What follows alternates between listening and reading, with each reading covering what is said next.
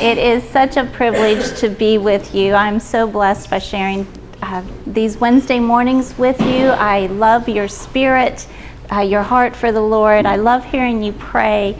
So it is a blessing to me to be here with you. And my daughter is joining us for a few minutes this morning. She is in her last semester at FIT, and she is student teaching math at Mel High. So she's going to leave in a few minutes to go to her student teaching, but I was glad she could join us this morning. When a bride packs her luggage for her honeymoon, there are a lot of different things she could include in that, right? If she is going to Cozumel, Mexico, like I did anyone else go to Mexico for your honeymoon? She'll probably pack some flip-flops, and she'll pack sunscreen. Now, if she's going instead to some high-altitude mountains, or you're in the mountains, aren't you, Tabby? It gets chilly. She'll probably pack a scarf and maybe even some gloves. So there are a lot of different things that a bride might pack. But regardless of where she's going on her honeymoon, or even if she goes on a honeymoon, there is one thing that every bride brings. There is one thing that every bride brings into her marriage, and that is this: her list of expectations. She might even have them written down. Probably not, but regardless, she has them. She has that list of expectations. Now, expectations can be good. They can be very good. But the problem occurs when we use this as a foundation for our house of marriage. Expectations make a terrible foundation. Every expectation, everything on that list is a potential disappointment, isn't it? Every expectation is a potential area for misunderstanding. It's a possible area for hurt feelings. Every expectation is a potential conflict, potential divisiveness. And those are, of course, not good building blocks. It's been so interesting to me. I've been married almost 27 years now, and in those 27 years of speaking with other Christian wives, it's been not only interesting but ironic to notice that who has the longest list of expectations? It's usually the Christian wives.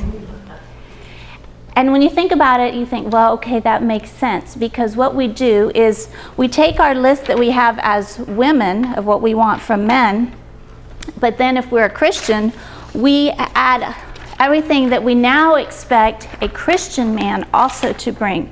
And we can very easily double our list in doing that. So now, not only is it enough for him to be a decent man, but we've added over here, he needs to be a godly man. And not only do we want him to spend some time at home on the weekend, but now we've doubled that, and he needs to not only be in church, but he probably should be teaching a class or singing in the choir or serving as an elder, depending on what you have at your church. Our basic list says that he needs to have some manners at the dinner table, but now our Christian added on is, well, he needs to lead us in prayer. And really, once in a while, it should be something fresh and even profound. It seems something we should expect. And maybe on our basic list, we had, he should not swear at our kids, use bad language in front of the kids. But now we've added to that, and now we expect him to lead family devotions. And really, they should be quite memorable, with some creative object lessons that will be life impacting. So those, we really have a pretty good list of expectations. And that's so ironic to me, because all of those, again, become areas where what we have done actually is we have created more arenas in which our husbands can fail. We have just doubled the space in which where we can feel disappointment. We don't intend to do that, but we end up being more dissatisfied. Where God's calling on a godly woman is to be a woman of contentment, and we feel in our godliness we are very uncontent. We are dissatisfied. So expectations do not make a good foundation for a house of marriage. But the scriptures tell us a fantastic foundation for marriage, something that is just rock solid. Expectations are like sand. You cannot build on that. But what the scriptures give us is rock solid. In fact, it is such a fantastically solid, firm foundation that it is double layered. It has two parts to it, so it is very, very firm. And this is the first piece. And that is to recognize and to know that Jesus Christ is the one who meets my needs. And so I say Christ is my need meter, the one who meets my needs. Christ is our need meter. And that has to be the bottom line as we enter our marriage, to know that Christ is not only my creator, but he is a sustainer of my life. He is my protector and my provider. Now, God may use my husband to meet needs in my life. That's fantastic if he does, but God is not limited to that. I am not vulnerable to whether or not my husband will meet my needs. That is entirely up to God. His promise is that he will meet my needs. And again, he can do that through my husband, or maybe not. He's not limited to that. I know that he will meet my needs.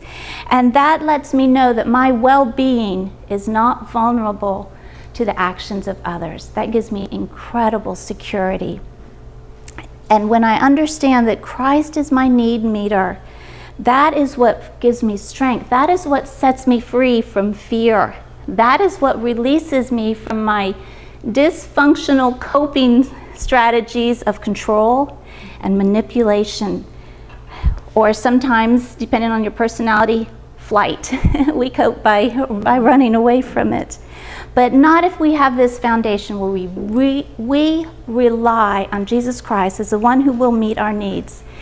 In fact, the scriptures teach this amazing truth that God offers to be husband to us. We find that not only in the New Testament, but in the Old Testament. Isaiah 54, Isaiah 56, Hosea chapter 2. All of those very profound teaching that God offers to be in this covenant relationship with us, a very personal covenant relationship in which he promises to be the one who provides for us and who protects us and who cherishes us. This promise that God will be husband to us, sometimes I hear that people have the understanding that, that would be meaningful to a single woman. And that is so true. But I think it is every bit as important for every married woman to know that Jesus Christ is her unfailing husband, and that gives her a strength. God offers to be the husband to us who is unshakable in his loyalty, who is steadfast in his faithfulness to us. He is fully trustworthy in his commitment to us. He is unfailing in lavishing his love upon us. There is no lover like God. What an awesome husband he is to us. And when we know that, it puts us in a whole different place.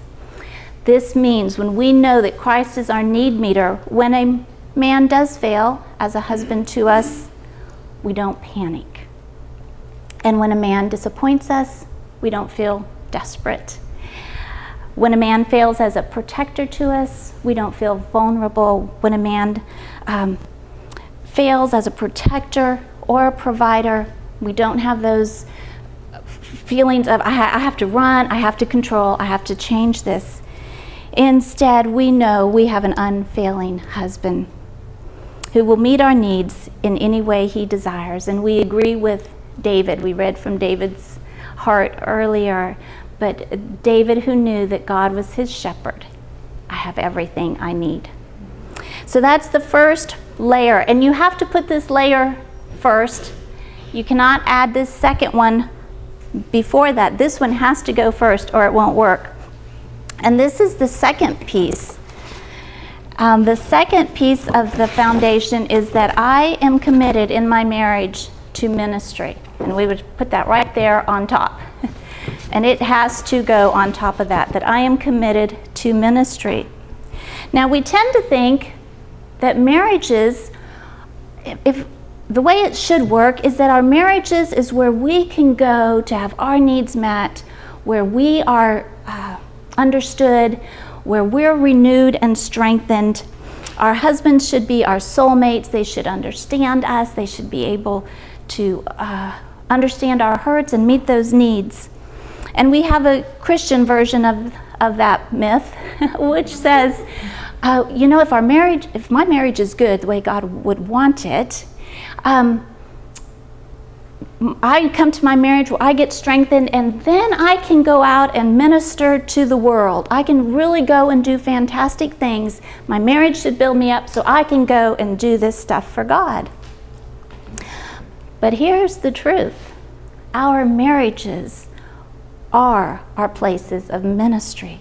They are our priority places of ministry. If you are married, your highest calling on earth, your most noble calling, is to your husband as his wife. It is your primary place of ministry and service. We want to see our marriages. Every one of you who is married has a marriage ministry. That is what it is. Now, so often when women are considering marriage in our culture, they'll say things like, oh, he is my soulmate, so I should marry this guy. This guy makes me happy. I should marry this guy. This guy gets me. He meets my needs.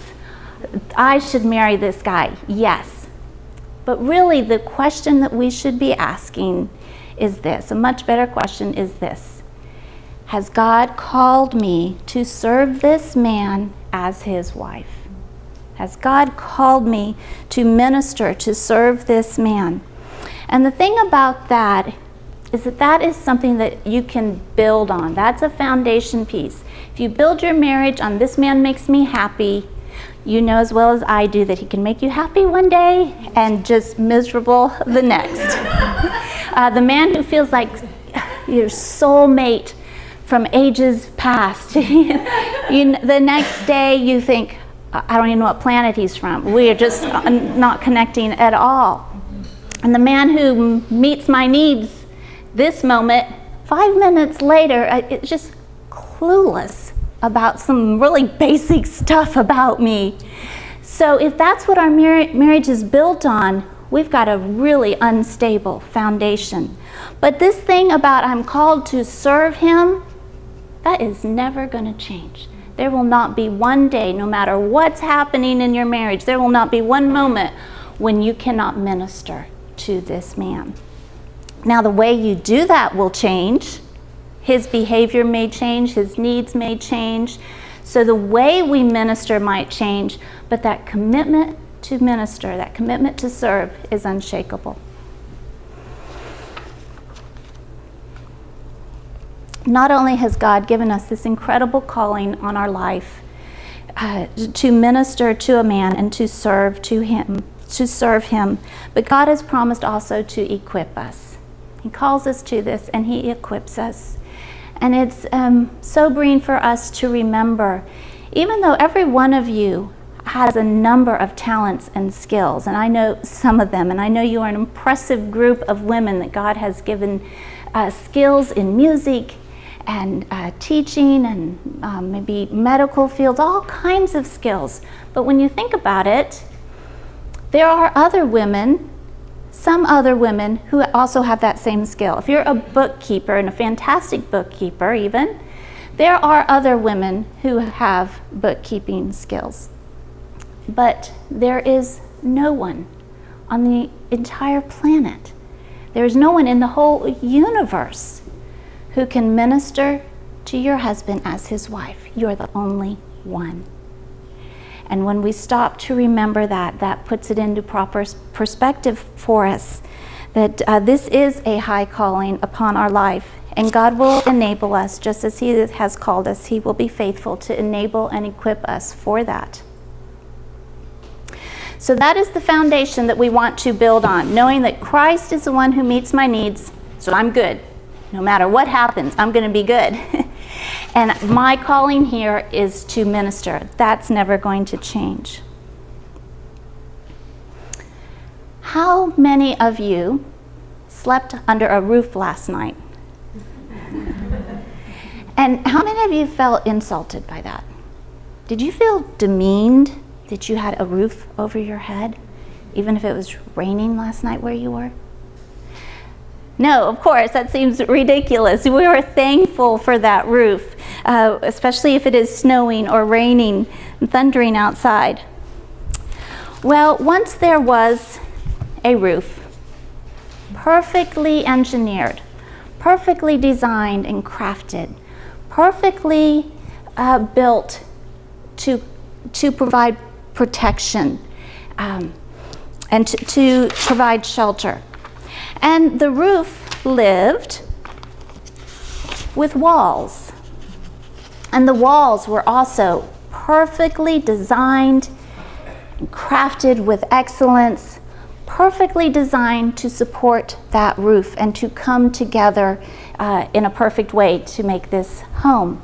And when the walls and the roof come together as the master designer planned, it is something fantastic, able to house harmony and beauty and life. Now, the name of the roof is husband. The name of the walls is wife. And we can recognize that if the roof crushes the walls, what happens to a roof? The roof falls and is also broken. And if the walls reject the covering of roof, what happens to walls? Walls is very vulnerable to ruin, correct? So it is, both is our gifts to one another and work together to bless the other. Let's look at Ephesians 5. And if someone has her Bible with her, and if you would like to read for us, please, from Ephesians chapter 5, which is such a powerful, just a jam-packed with truth passage in Scripture. Ephesians chapter 5, if you'd start at verse 21, and go ahead and read to the end of the chapter. And if you want to just start and read a few verses and let someone else pick up, that's fine. Or if you want to just read it straight through, that's fine too. But Ephesians 5, starting with verse 21. Submit to one another out of reverence for Christ. Wives, submit to your husbands as to the Lord. For the husband is head of the wife, as Christ is head of the church, his body, of which he is the Savior. Now, as the church submits to Christ, so also wives should submit to their husbands in everything. Husbands, love your wives, just as Christ loved the church and gave himself up for her to make her holy, cleansing her by the washing with water through the word, and to present her to himself as a radiant church, without stain or wrinkle or any other blemish, but holy and blameless. In this same way, husbands ought to love their wives as their own bodies. He who loves his wife loves himself. After all, no one ever hated his own body, but he feeds and cares for it, just as Christ does the church. For we are members of his body. For this reason, a man will leave his father and mother and be united to his wife, and the two will become one flesh. This is a profound mystery, but I'm talking about Christ and the church. However, each one of you must also love his wife as he loves himself, and a wife must respect her husband. Thank you. Now that is a pretty radical design for marriage. In our culture, that is something radical. There are two words there that jump out to us as possible problem words, and incredible effort has been made to get around those words. And of course, there's that S word, submit. And you might expect me to say, let's just use the Greek word like I had to for Azer in the Hebrew. We had to pull a Hebrew word so we didn't have to do that helper word. But I can actually say this word now of submit. And instead of saying, well, let's just use another word, because this one does have a lot of baggage with it also, and for good reason. So there has been an incredible amount of abuse and distortion with this word submit. But I want to not be afraid of this word. I want to push into it. Of course, the enemy wants us to back away from it and try to dilute it, some people actually cut it out, other people just dilute it or walk around it. But if we will press into it, I have just become convinced that God is so good to us, that his ways are so good, that has given me the courage to just push right in and not miss this. This is something very good that God has established here. So we see that there's a principle here of what the wife is called to, and the first word that tends to be a problem is submit, and the other word is that word head. That's another potential trouble word that women in general and even men struggle with. And we don't have a lot of time this morning. I would love to, this is something you can spend a lot of time looking at, and the more you do, the more fantastic it gets. But let me just say about this word head, I do not think you can get around it. That is something unique about the marriage relationship. Verse 21 said, submit to one another out of reverence for Christ. Everybody loves that one. And that is a great place to start, that we are both called to submit to the needs of one another. That is what we are submitting to, each other's unique needs.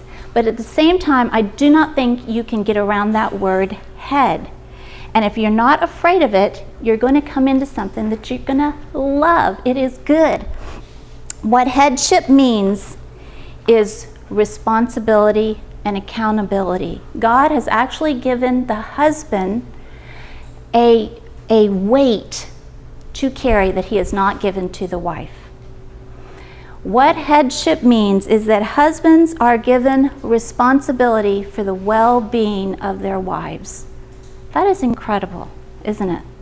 That is like a roof over our heads that we want to accept and not reject.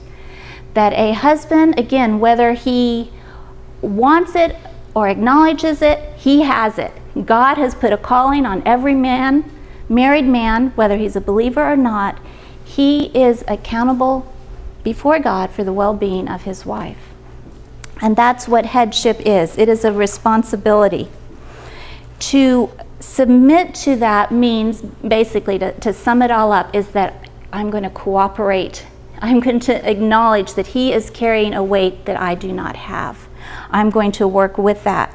We have an incredible problem with submission, the idea of submission, because we think it is servility. And we see that actually being enforced in some false religions, where the women are put in a place of servility, a place of forced submission, something that is demeaning. But when you look at what God is talking about here, and the godly principle of honoring, it's something very, very different. Submission that is being referred to here is never forced. You notice the scriptures never tell husbands that this is a right they have. That's the distortion of it. The scriptures never tell husbands to demand this. It is not like the parent and child relationship at all. It should not be compared to that. That is wrong. This is something different. This is a choice that the wife makes to give something to her husband. It is very much that Azer principle of bringing a strength. This submission is actually an incredible strength. And as we have eyes that God gives us to see the spiritual realm instead of the physical realm, we'll see it. This is something that actually happens within our spirit. You know, we might feel like, okay, I'm being a good serving wife. I'm even giving my husband his plate of spaghetti. But in my mind, I am dumping that spaghetti on his head. That's missing this. That's not what God's talking about. This is something that happens in the spirit. It is powerful. And I think the best picture that we have of this comes, of course, from Jesus Christ. When you think of Christ as he was being crucified, when you look at that in the physical realm, you see a man who had been taken captive, a man who was weak and powerless. He was beaten to a pulp. He was physically shredded. And remember, he struggled and stumbled and struggled under the weight of getting to the cross. He had been so physically beaten. And we could look at that and see that as a lot of physical weakness. But if you look at that same scenario, that same picture, and look at it with spiritual eyes, you see something entirely different, don't you? What we see is pure strength, like a mighty warrior even, marching, triumphing, incredibly powerful, not being dragged and beaten and tied. We see this pure strength climbing up the cross, marching up by his choice, by his will. It's incredibly powerful. And that is the calling of a wife. It is that strength. And again, it is that supportive strength, like walls that make the roof, really. Because a roof that has no walls is no longer a roof when it sits on the ground. These things work together. Psalm 144, think about how this picture fits in with the pictures we've already talked about. In Psalm 144, verse 12, women are said to be pillars carved to adorn a palace. Pillars carved to adorn a palace. Something very strong, very elegant, very beautiful, but having strength.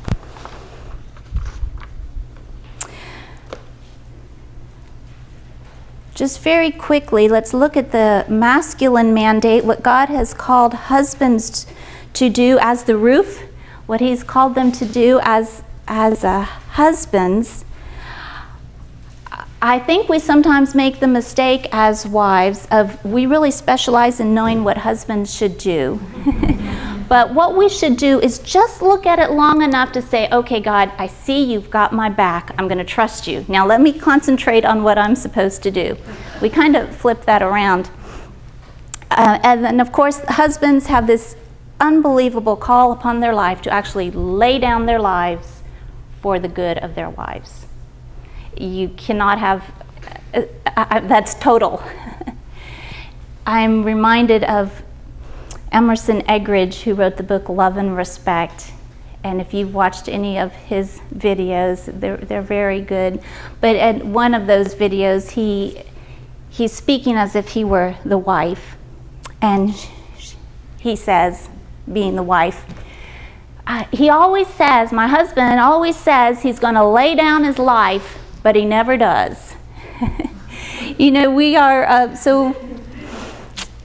There's that expectation again and high demands. But that is the call upon a husband to sacrifice, maybe not his blood, but perhaps, but to sacrifice his own interests, his own ambitions, his own time and energy, and to love his wife unconditionally, to love without harshness, and to honor her.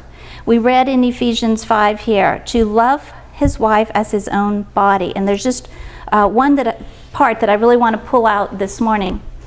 The husband is called to feed and nourish his wife as he would his own body. You know, we talk about the husbands being the provider and protector, and if you're wondering what verse says he's the provider and protector, it comes from here, this passage, and elsewhere as you study these, to provide. But then there's this great Greek word, thalpo. It might be translated in different ways in your different versions, but thalpo means to cherish and to protect and to care. The Strong's definition of thalpo is to keep warm, to cherish with tender love, to foster with tender care.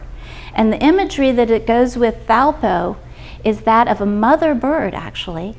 A mother bird keeping her chicks warm under her wings. So there's that covering of the wings in a protective way, just as a roof covers in a protective way.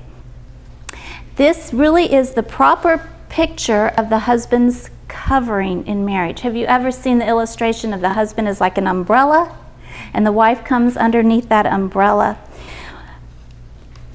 The proper picture of godly covering is not something that smothers or that harms, but which nurtures and cares. And we find that here. And actually, we just don't have time to trace this. This is a principle that's used throughout Scripture, and it is beautiful. I read just last week, I read that in Jewish weddings, many traditional Jewish weddings still do this, where the husband takes off his outer garment and puts it around his new bride. It is that same principle. You see it in the book of Ruth. I just love watching it there when she comes to Boaz and invites him to be her husband. And she literally pulled the corner of his garment over her, and that was understood as that covering in marriage picture.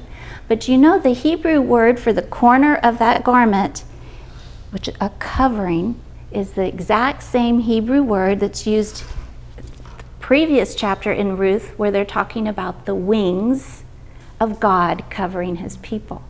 So isn't that cool how these all connect? This covering that is protective. The way a blanket doesn't smother us, but the way a blanket keeps us warm on a cold night, or a roof protects us from a storm, or a mother bird protects her little chicks.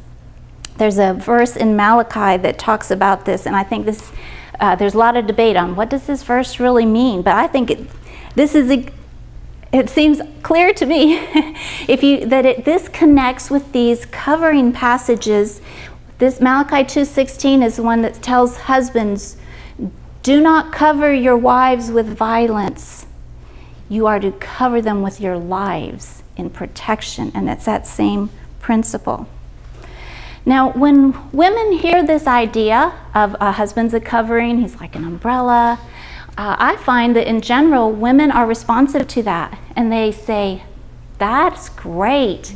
You know, if you're married to Jesus, that would be great. He would protect me and provide me. But you know, I feel like my husband's umbrella, a woman might feel, and I think I have seen this too, she'd say, okay, you're asking me to get under an umbrella. Really?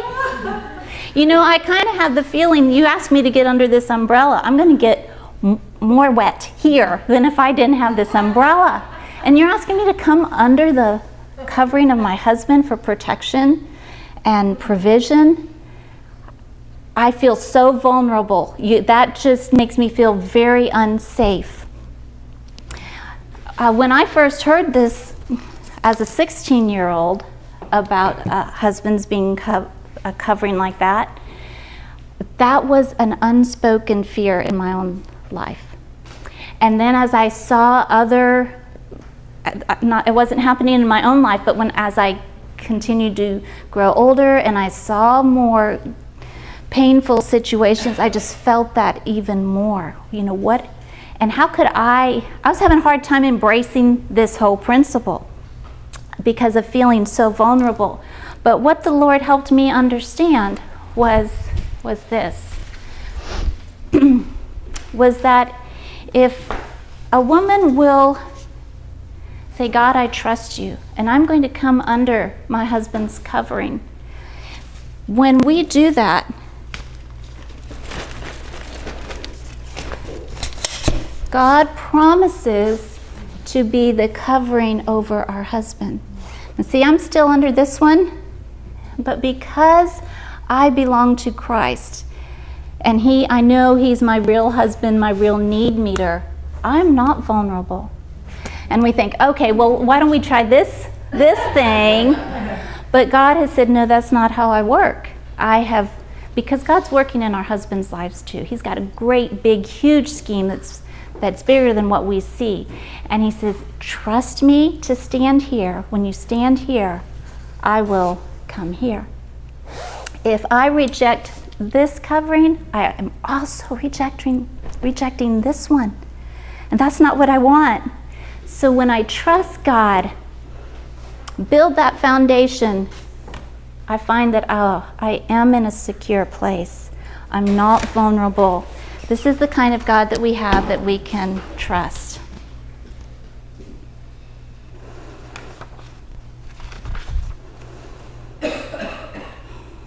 Just as we close, last week we looked at 1 Peter 3. Fantastic passage for wives. It gives us a lot of not only encouragement, some real solid instruction. That's where we talked about the fact that when we live pure and reverent lives, that God uses that to create a fragrance in our life that is attracting, and that we can have a gentle and quiet spirit, how God uses that. And the goal of a wife that we found in 1 Peter 3, the goal of a godly wife is to make God attractive to her husband. And she does that in the ways that God says are effective, which means not preaching, not through words, but in specializing in those things that we've talked about previously. But the goal is to make God attractive to her husband. When a man is attracted to God, who wins in the marriage? Who benefits? Both of them. They both do. I mean, a man who's drawn to God is exactly what we want, right? We both win. Now here in Ephesians 5, we learn what is the goal of a husband. It is different. The goal of a husband is not to make God attractive to his wife. Not that that's a bad thing, but that's not how it's shaped.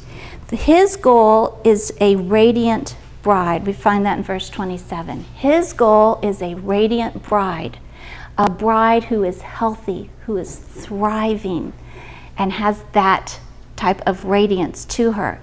Now, when a woman is radiant because she's got a health in spirit, soul, and body, who benefits in the marriage from that? They both do, right? That's exactly what the husband wants, is a radiant bride. That's such a benefit to the wife that she has been nurtured in a way that leads to her radiance. So I think that is so fascinating that we've been given different goals. They're shaped differently, and yet we both win. God is so trustworthy in that. Well, so much that we could say about this profound topic of marriage, but the bottom line is God's plan is good and trustworthy. And as we build on a foundation of knowing that Christ is the one who meets our needs, and as we commit to ministry, as we specialize in what our own calling is, God does beautiful, amazing things. Any questions or comments that you might have? Yes. About the covering, a few years ago we had done something, I don't remember it, but it was about the temple, we were talking about prayer shawls and everything, and it just came to light that the prayer shawl, the fringes at the end, were the thing that the woman who had the blood disease for so many years had grabbed Jesus, those fringes, which is the wings, and that's the healing in the wings. And that one is such a vivid picture or image to realize that, there is healing there, and that there is, that's who we need to go to when we're having the issues, either in our marriage or whatever. And we were talking about the umbrella. I kept thinking those holes, we realize what those holes in our husband's umbrella is, and how much more we can glorify God, because we realize He is the one that has us covered. And it's just, I think that all of it just ties back into a glorification of God and His provision for us. Yes, I forgot to hold up this covering that represents that. But yes, even the prayer shawl that the Jewish men would have had wings, what was called the wings, and that picture of being sheltered under that is very precious. And of course, when we're talking about ministering to our husbands and trusting God as the ultimate covering, that does not mean that we are going to not ignore some of these gaping holes in our husband's life, perhaps. But we're going to respond to them not out of our own need, but out of if God calls us to minister in those areas.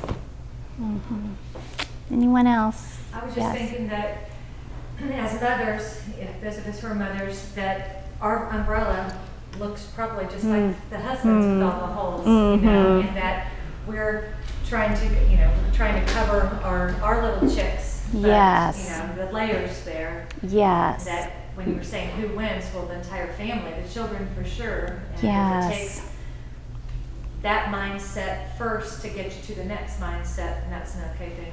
Such a good point, yes. And then to teach our children to trust themselves to the covering of God and to know that their parents are trying to serve that way, but yeah, we've got a lot of gaping holes. Something someone said to me years ago when I was a young woman that stuck with me, and it's so simple, but it's exactly what you're saying. There's safety in submission. We're saved because we're under God's covenant, Yes. even though God is going to Right. work through our husband. Right. And because God honors those who honor him. Yes, and he has made incredible promises to those who are putting themselves in a place where God can honor those promises.